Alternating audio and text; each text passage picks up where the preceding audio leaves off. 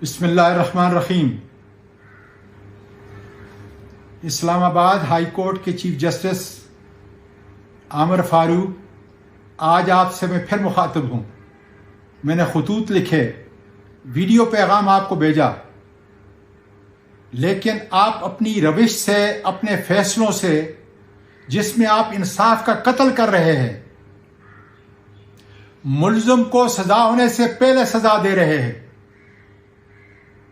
वो तमाम आला अदालतों के सुप्रीम कोर्ट के प्रेसिडेंट,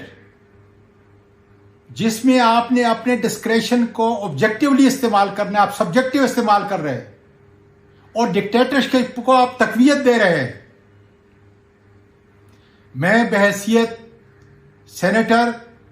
और उस कमेटी के मेंबर, उस पार्लिमानी कमेटी के मेंबर जो हाई कोर्ट और सुप्रीम कोर्ट के जजेस का तकर्रर करती है, जिसका मैं कई दफा चेयरमैन भी रहा हूं,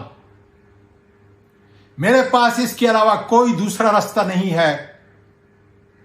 कि इस इंसाफ के, आपके फैसलों को जिससे आप कत्ल कर रहे हैं, इंसाफ की अलमबरदारी के लिए मैं आपके खिलाफ रेफरेंस लेके आऊं। पाकिस्तान के सारे वकला से गुजारिश कर रहा हूं कि खुदारा दस्तूर की बालादस्ती के लिए, कानून की हुक्मरानी के लिए आमिर फारूक के खिलाफ पाकिस्तान के दस्तूर के आर्टिकल 209 के तहत सुप्रीम जुडिशल काउंसिल के अंदर इसके खिलाफ रेफरेंस लेके आए। मैं भी लेके आ रहा हूं ताकि हम इंसाफ को अदालतों का हिस्सा बना सकें। मैं समझता हूं और दाद देता हूं, सलाम पेश करता हूं उस एडिशनल सेशन जज को, उसके पूरे खानदान को सलाम पेश करता हूं कि जिन्होंने इमरान खान के सेल का मुआयना किया और इंसाफ के तकाज़ों के मुताबिक अल्लाह से डर के उन्होंने जो रिपोर्ट जमा कराई, जिसमें इखलाकी गिरावट का, मैं समझता हूं, मैं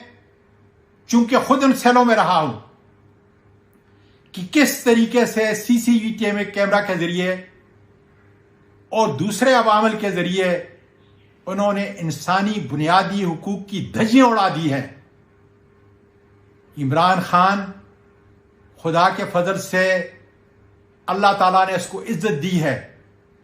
इन हरबों से इसकी इज्जत के अंदर कमी नहीं आ सकती, लेकिन जो लोग इसके अंदर मुलव्वस हैं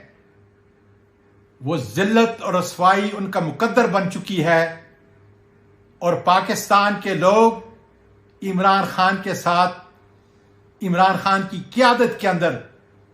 इन सारी तकालीफ को पार करके